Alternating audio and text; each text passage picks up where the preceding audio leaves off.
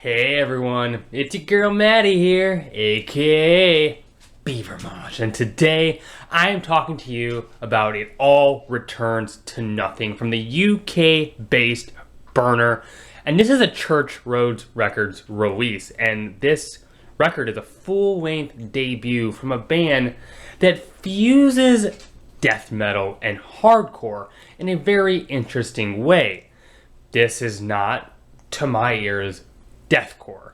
No, instead this is a band taking the best elements of death metal, the really disgusting parts, and mixing them with the immediacy and the energy of classic hardcore punk.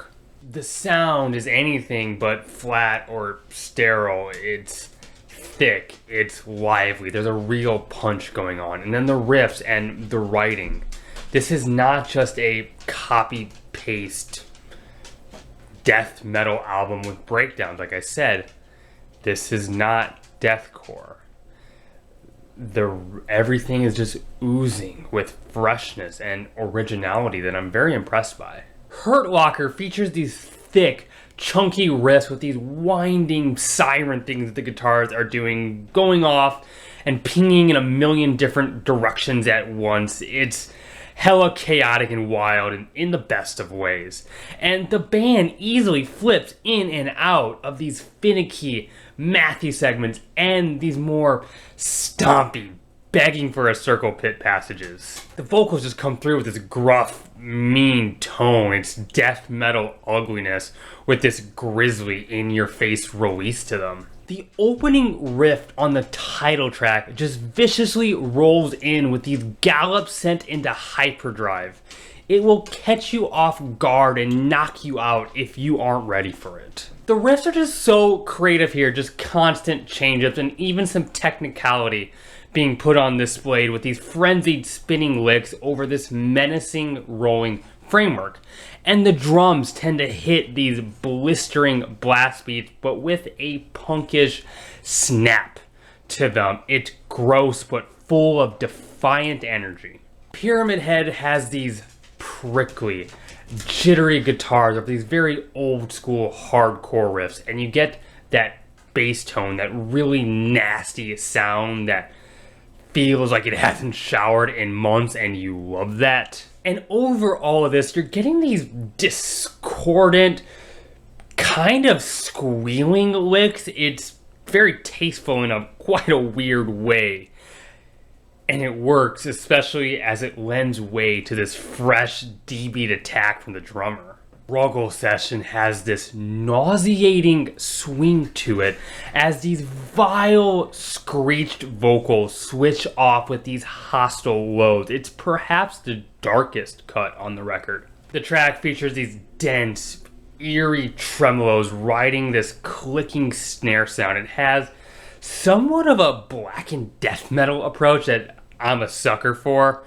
And the gain on the bass here is just pushed up. It's really muddy. It's really scary. The low end here just kind of eats at you. There are actually some nice melodic lines on Pillar of Shame being quite theatrical and melancholic, while still being exceptionally thick and gross and punchy. But that runs right into this chaotic, monstrous, kind of honking break. Try not to punch a hole in your wall. I beg you. I really don't want you to do that. It might be a little harder than it sounds, but this might be my favorite cut on the record. It has a real militant bite to it while also bringing forth a lot of interesting texture. Prometheus Reborn just has a stomp to it, and I love this bass-led bit where the guitars just come through with a few skiving strums and the vocals heave out a few little touches here and there. It creates this cool, foggy atmosphere. These machine gunning pops that we're getting from the drummer here just get my adrenaline going, especially the way it's communicating with these sick guitar noodlings and acrobatics and other fun stuff. This whole track, this whole record has this meaty, physical tone to it. It's a real punch to the gut in terms of its overall sound and feel. EF5 is just a straight to the point, hardcore stomper. Fast, intense drums, rolling guitars, and these window smashing slams. Don't overthink this track, just let it happen because it works. Ooh, these jolting, snapping runs on the long march with these honking harmonics attached to them. So much energy, so much grit.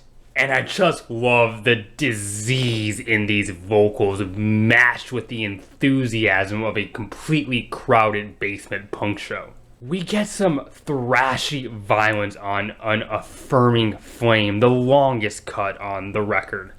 And these bass drones are very dramatic, make you feel like you are listening to them in the dustiest of crypts. There is this creepy spoken word part. Nothing changes if we don't change ourselves.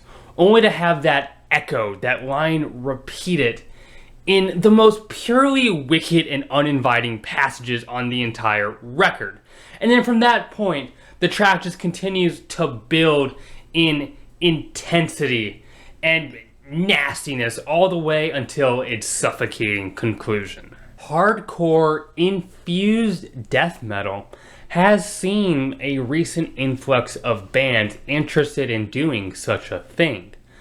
However, on this record, Burner does that in a standout and fresh way. It all returns to nothing, possesses such a fire and such an aggression that makes it such a moving listen. If you are somebody who loves death metal but also enjoys seeing how it can be blended with other underground music movements, well, this is a great example of that, and I say go check it out. And hey, those are my thoughts. If you enjoy what I do, hit the like button. It would mean the world to me if you'd consider subscribing. I have a Twitter you can follow, link to that is in the bio of this YouTube channel. Leave a comment, I really enjoy getting to engage with those. And hey, keep it metal. My name is Maddie, aka Beaver Mosh, and I am signing off.